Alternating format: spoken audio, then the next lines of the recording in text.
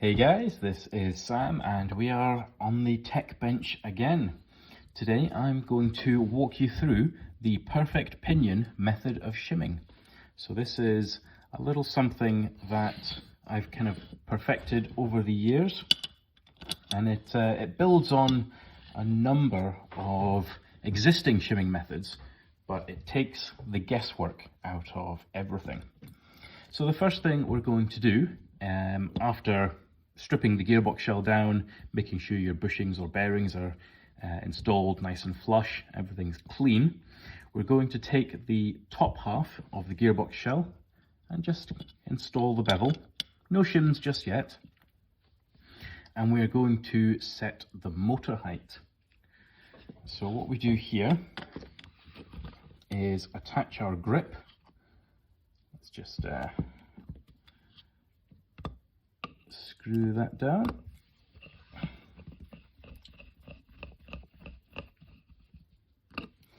And install our motor of choice. We're going to screw the grip plate on.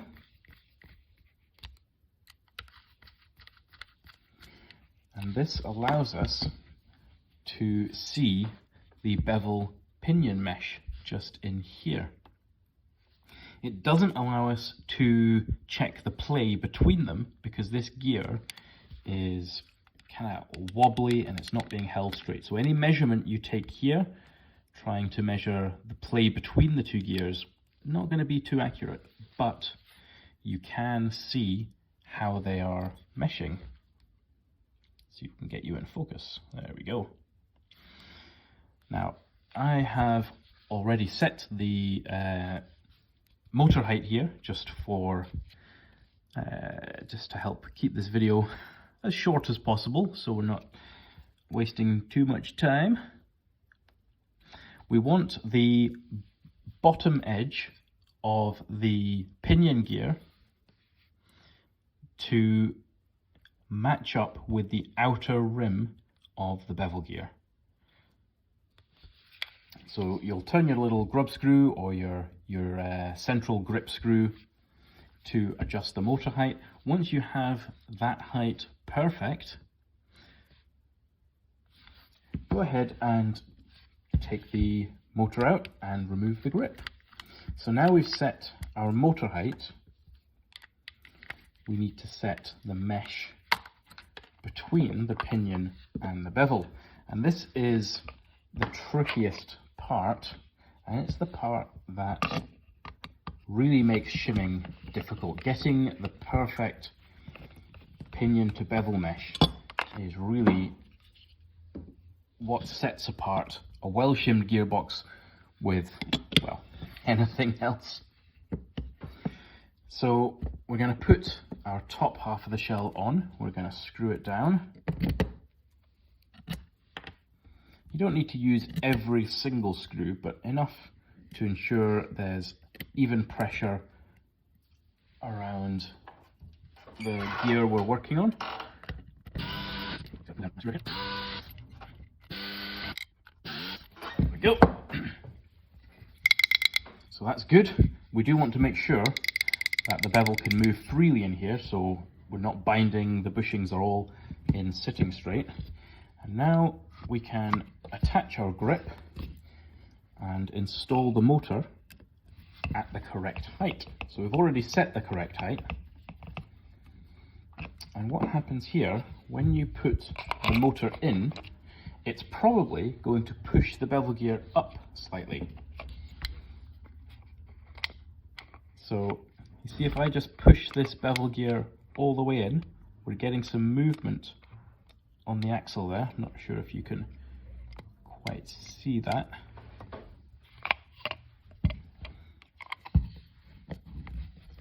So when we install the motor at the correct height, it's going to push up the pinion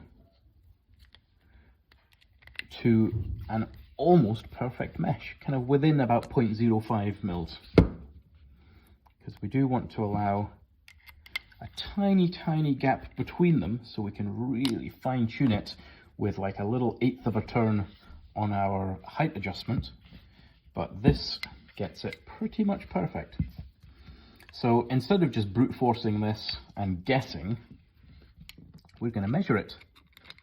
So this is the play here that we need to remove. So we're going to measure how much this is, and I'm going to use a depth gauge. So this is just a tire tread depth gauge, or you can use a depth gauge on a set of calipers. I find this a little bit easier because it's got a nice large flat surface. We're going to see if I can get this in picture. It's going to be a little bit tricky to see the dial while I'm doing this. So we set the depth gauge, zero it, and then simply raise the bevel, and that is going to give us the correct height. Now I think I knocked the pin when I removed that there, so I'm just going to double check that. Zero it. Always worth just double checking your work.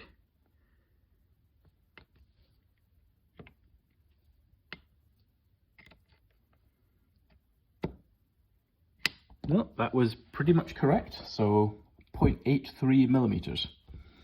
And that means we've got to shim about, I would say about 0.75 to 0.8 millimeters on top of this bevel gear. So now that we know this, we can do away with our grip and the motor. So from here, it gets a little bit easier to continue the shimming, because we don't need the motor and grip anymore. We've set our motor height. We know how many shims need to go on top of the bevel gear. So once we've shimmed out kind of between 0.75 and 0.8 mils on top, any remaining play will shim out underneath. So let's get these screws out.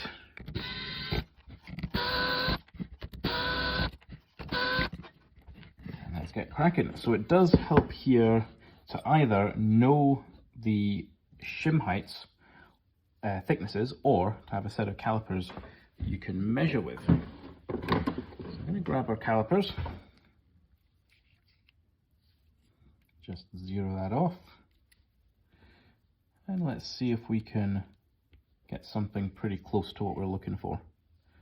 So about 4.6. I think that one's probably thicker than 0.3. Yeah, they're all pretty thick. So let's get our shim tray out. Whoop. So these are all the shims we have. Shims like Lonex and Prometheus and even SHS are very handy because they're narrow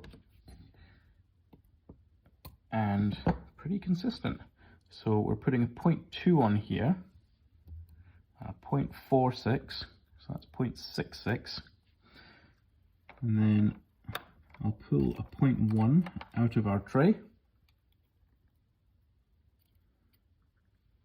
Just install that on the top there. So we're at about 0.76 at the moment.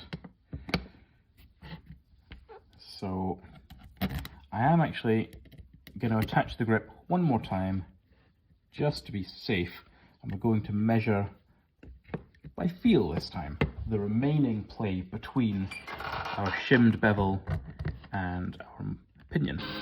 There we go. Perfect. Still a little bit of play in there, so that's good. So we are maybe 0.1 mils left in there. Now let's get this back on.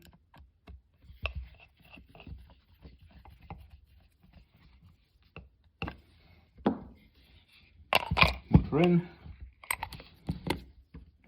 Light on.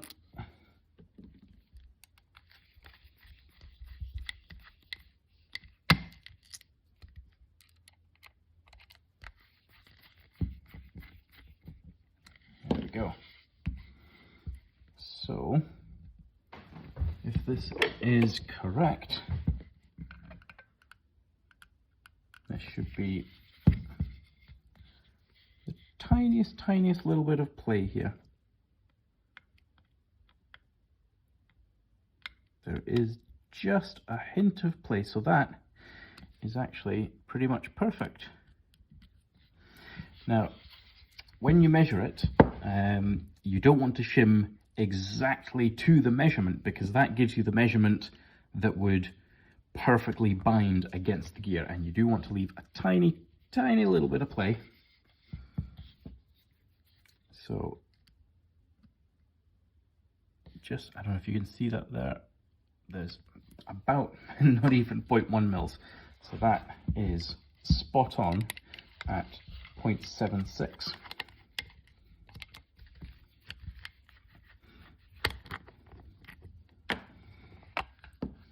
So we start at the bevel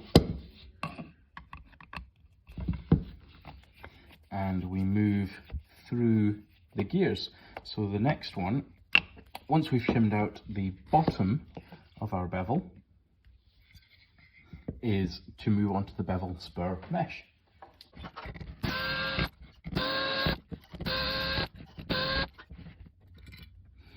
Now, no shims stuck to that. So I'm going to try it with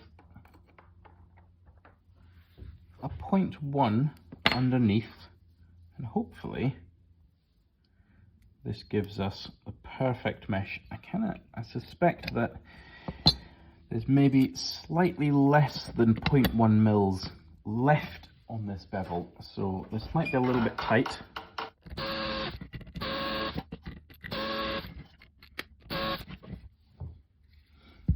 So we're just going to see if there's any play left. There is not. Can it spin freely? Not quite. It's free, but it's... that is borderline. Not quite as free as I'd like.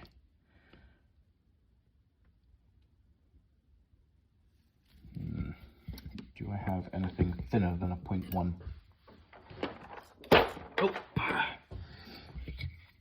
So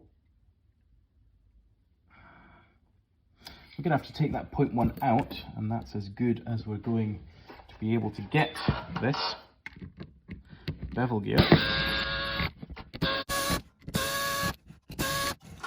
If you want to be super precise, you could even sand down a shim for a custom fit, but we are shimmed within 0.1 mils, which is perfect for this kind of setup.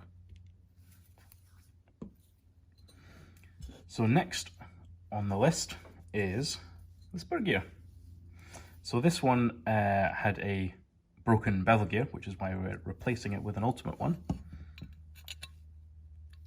So when we're shimming the spur gear, we want to make sure that it's raised up off the base so it can't, scratch against the gearbox shell. So we've got the stock shim in there, and we're going to install it with our bevel.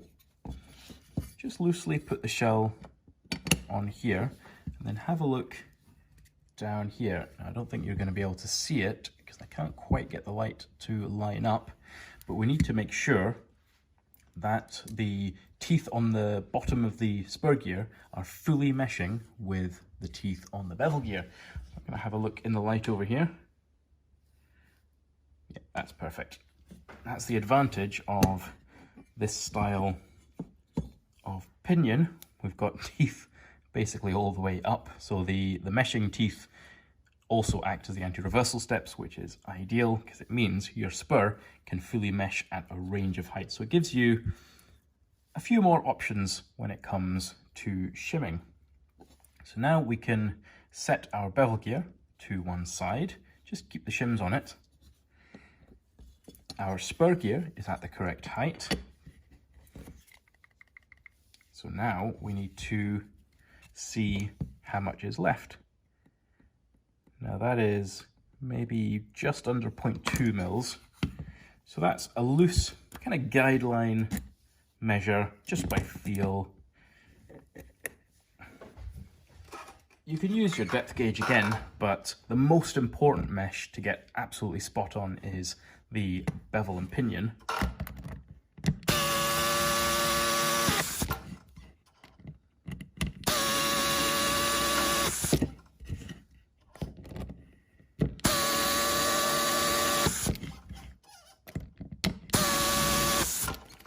So now this is all screwed down, we can get a proper measure.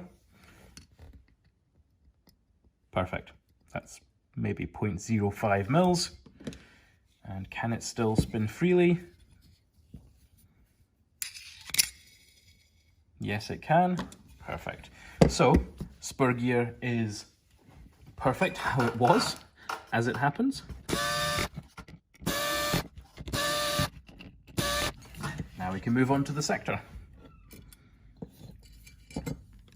So we need to make sure that our sector is raised up enough so that the flat faces are not binding against each other, and they are here. I mean, you can see the sector gear is at an angle, so it's being pushed up on the left by the spur, so we're going to need to raise this up a fair bit.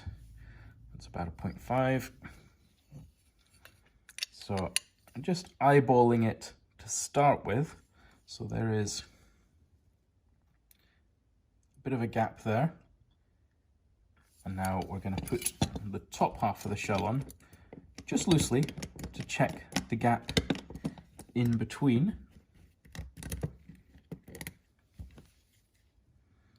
The gap is still there. You can just see the air gap there. So we want our air gap to be as small as possible, but still there. Now we're a little bit high on this shell, but this is the height that the sector gear must sit at. So I think we're going to need to modify our shell slightly.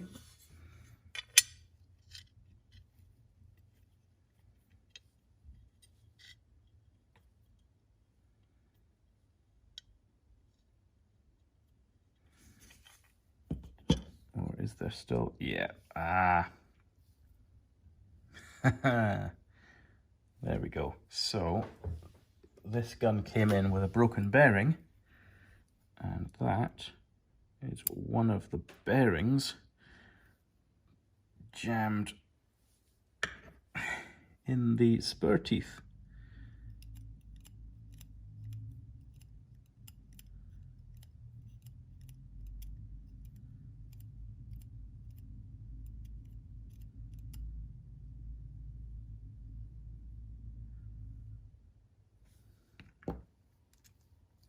So let us get rid of that and try again. Sometimes on some gearboxes, your tappet cam on the sector here can bind against the tappet support rail, but it's usually this lower one here, and it's this lower one here has been shortened so it doesn't go the full length. But on some gearboxes like LCT, you might need to modify that once you've shimmed everything to the correct height. So our sector gear is at the correct height. That's fine. So that is now spinning nice and freely, which is good. Now we don't have a ball bearing stuck in the gears. Excellent. So it's at the correct height. So we don't want to put any more shims underneath, but we've got plenty of play on the top. So that looks like about 0.7, 0.8. So we're going to start off with a 0.5. Just give it another quick feel to get an idea of, okay, so that's maybe about 0.15 to 0.2 left there. So we're going to screw it down at this point. and check how it's sitting.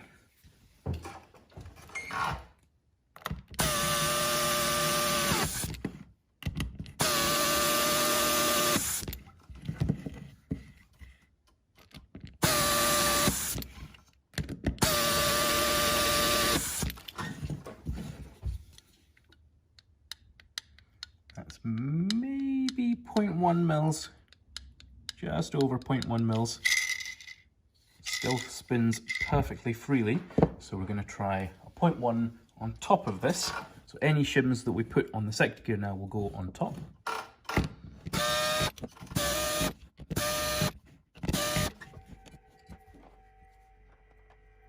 Let's get our nice thin 0.1. Oops.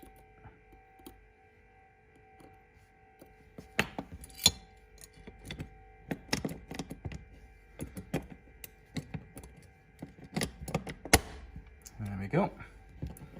Now, I'm going to check it here. Yeah, so if it's too tight when you're just holding it closed, it's definitely going to be too tight when it's screwed down, but it's not. So now it's all screwed down. Still the tiniest amount of play. Can still spin freely. Yeah, we're catching a little bit. I think it might be a little bit more gunk from the bevel gear or the bearing stuck in the sector gear. But that is now perfectly shimmed. So to just double check everything, I'm going to install the bevel gear.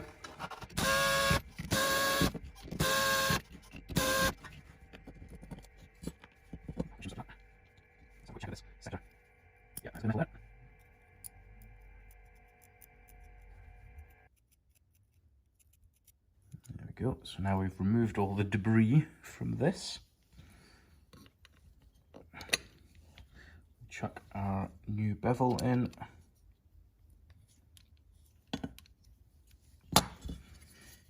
Give it a wee screw down once more.